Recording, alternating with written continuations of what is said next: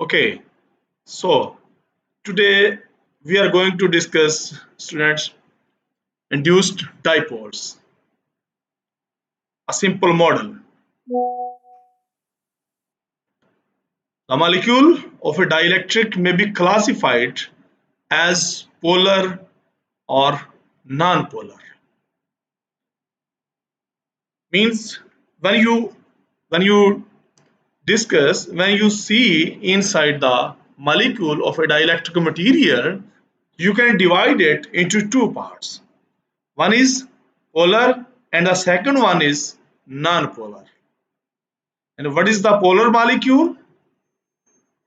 A polar molecule is one that has a permanent dipole moment even in the absence of a polarizing field EM. Means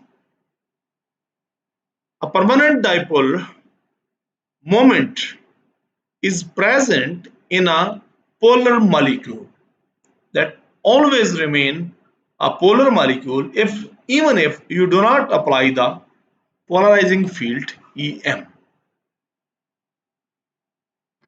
And the second one is non-polar molecule. And what is the non-polar molecule? Non-polar molecule is that in which the center of gravity of the positive and negative charge distribution normally coincide. Means if you see on the nucleus and the extra nucleus charges means electrons, so the center of gravity of both of these clouds means nucleus and electrons coincide to each other. So this is the non-polar molecule. Means it becomes polar molecule when you apply the electric field on that molecule. And the application of an electric field causes a relative displacement of the positive and negative charges in non-polar molecules, and the molecular dipoles so created are called induced dipoles. Means when you apply the electric field on a non-polar molecule, we are not talking right now about the polar, but we are talking about the non-polar molecules. We apply the electric field on the non-polar molecules. In the non-polar molecules, after applying that electric field, the molecular dipoles are created, and these dipoles are called the induced dipoles. This is the definition of the induced dipoles. Now we come to into the details. Now we are in a position to compute the polarizability of this atom. Mean we want to evaluate the polarizability of the atom in the presence of the electric field for the non-polar molecule. The nucleus will be assigned the charge Ze, where E is the absolute value of the electronic charge and Z is the atomic number. So this is very famous that when you assign the atomic number to an atom, then Ze means total number of electrons present inside the atom nucleus, extra nucleus region.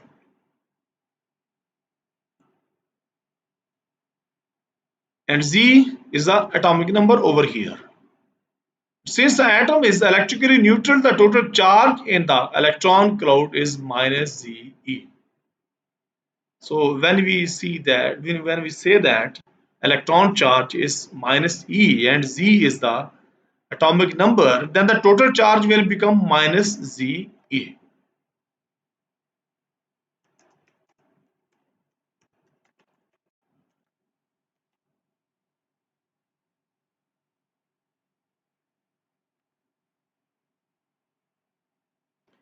If the atom is placed in a polarizing field EM, the nucleus will be displaced relative to the center of the charge cloud by a distance that we will call x. Means when you place this nucleus, this atom in the presence of the electric field, the polarizing electric field EM, then the nucleus and extra nucleus region atom, they will be displaced and a distance x will be created between the nucleus and the electron cloud. Thus the displacement will be in the direction of EM, means the produced displacement will be in the direction of the applied electric field E. Then the force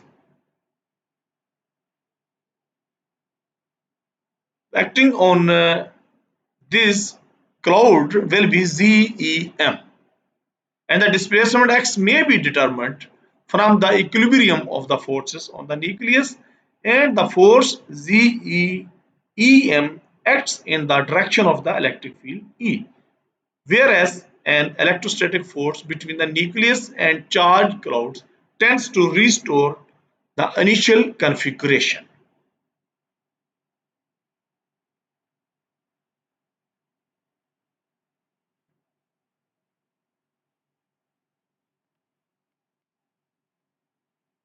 Then by Gauss's law, the negative charge attracting the nucleus is that part of the cloud within the sphere of radius x.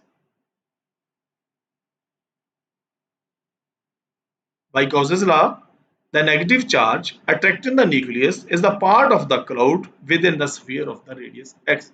If we consider the atom as a sphere, then electrons are attracting to the nucleus, and we say that it is the part of the cloud within that sphere.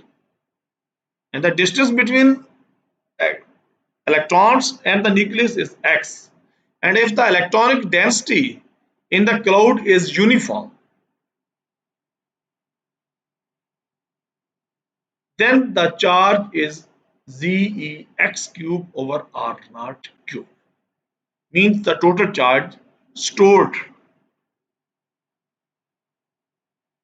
the total charge present in this activity will be Zex cube over R naught cube. Therefore, the total force, electrostatic force will be Ze into Ze x cube over R naught cube over 4 pi epsilon naught x squared.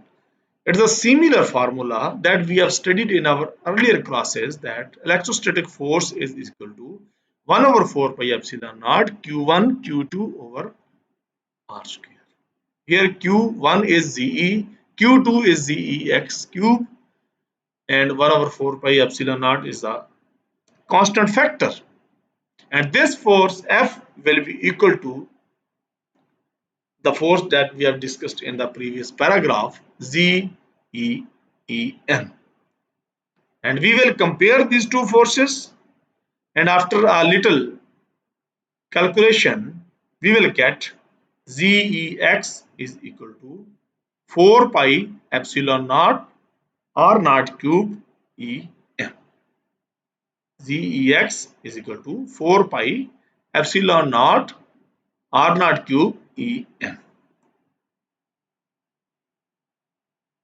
And since the atomic dipole created in this process is Pm is equal to Zex, Pm is equal to Zex,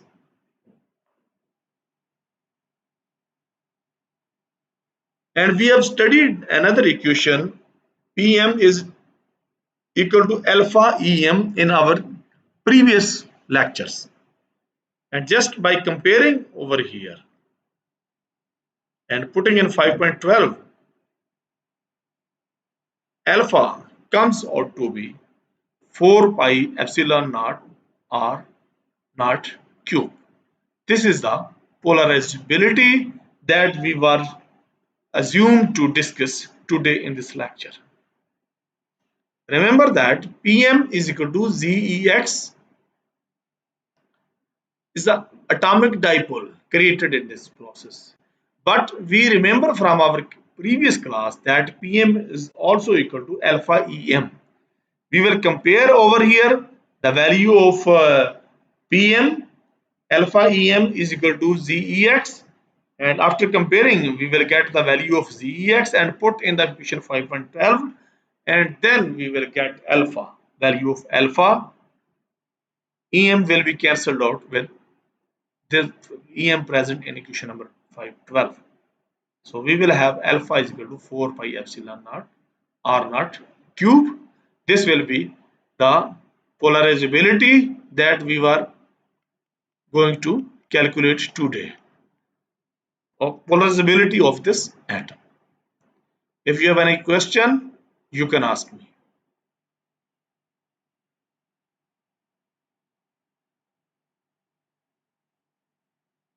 You have no question about this today's topic?